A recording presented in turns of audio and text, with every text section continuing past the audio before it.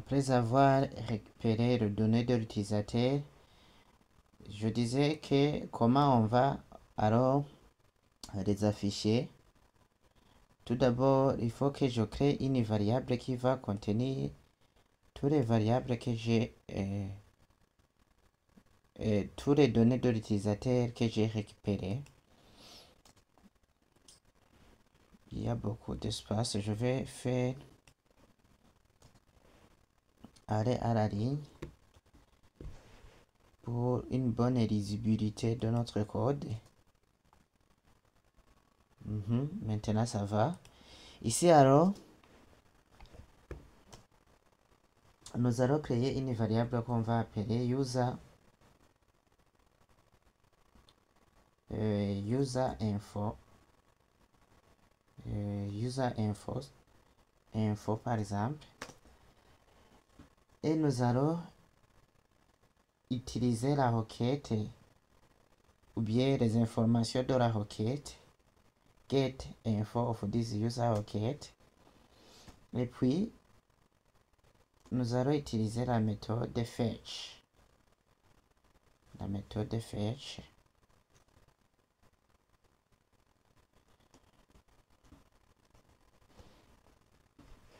Et nous consultons un peu ce que c'est la requête fetch. Donc, à quoi sert? En PHP, la fonction fetch est une méthode de l'objet PDO statement.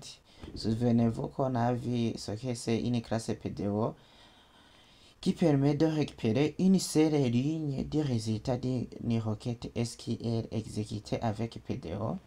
Et oui, c'est vrai, puisque, souvenez-vous, dans get info of this user ici, on a fait appel à notre base de données à l'aide de la variable sbdd. Sbdd, on l'a déclaré ici et il contient la valeur new PDO, une classe de la base de données qui nous permet de se connecter à la base de données.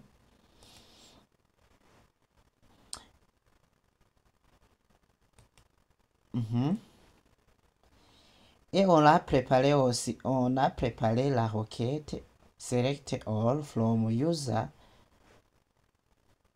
Et on a mis aussi des conditions. À quoi sert fetch alors? Elle sert à lire ligne par ligne les résultats d'une requête select. Donc fetch lit ligne par ligne. Chaque appel à fetch renvoie la ligne suivante du résultat. Une fois toutes les lignes lit fetch retourne face. Donc je suppose qu'on est par exemple dans cette base de données. Quand vous utilisez fetch, elle va récupérer, elle va lire cette ligne. Par exemple, je suis dans notre base de données. Elle lit cette ligne. Si elle termine de lire cette ligne, elle vient lire cette ligne. Donc, elle lit ligne par ligne. Si toutes les lignes, sont lues, elle retourne face. Donc, elle ne va pas lire une ligne qui, je dirais, c'est une ligne qui est vide. Ici alors, on va utiliser les sessions. Je vous ai dit que vous allez comprendre pourquoi on récupère toutes les données de l'utilisateur avec OR. On récupère toutes les données de l'utilisateur. Ici, nous allons utiliser ce qu'on appelle les sessions. Donc, quand vous voulez que vous utilisez par après sur votre site les informations que vous avez saisies, il faut d'abord les récupérer, comme on l'a fait. Il faut d'abord les récupérer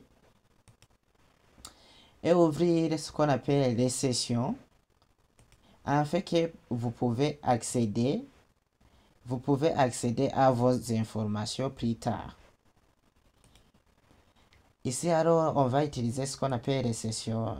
J'ai déjà aussi lancé ça.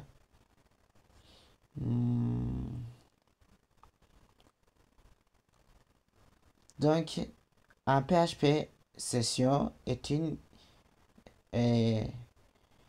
sphère globale qui permet de stocker et récupérer des données de session pour un utilisateur tant que sa session est active, même s'il change de page.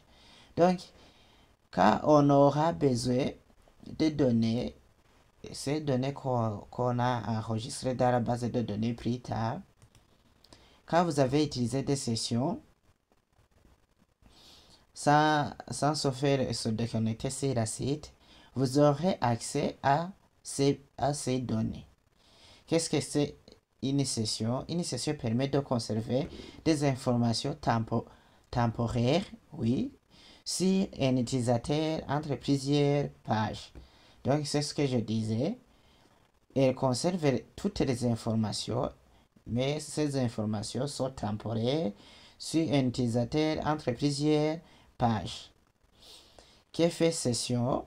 Stocke des variables spécifiques à un utilisateur. Ces données sont disponibles sur toutes les pages du site tant que la session est active. Voilà aussi ce qu'on va utiliser cette session globale. Tout d'abord, elle va stocker des variables spécifiques à un utilisateur. C'est ce que nous allons remarquer. Ces données sont disponibles sur toutes les pages du site tant que la session est active. Tu dois toujours commencer le script avec session start. C'est cette ligne qu'on va utiliser pour démarrer notre session. Et voilà, on a donné aussi un exemple.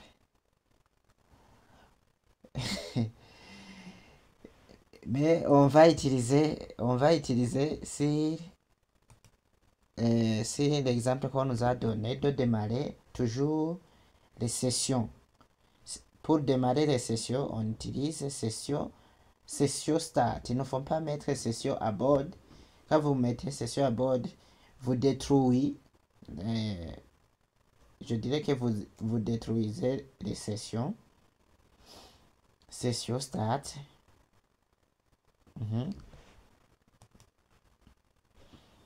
Quand je mets session start, là je suis sûr que je viens d'ouvrir alors la session.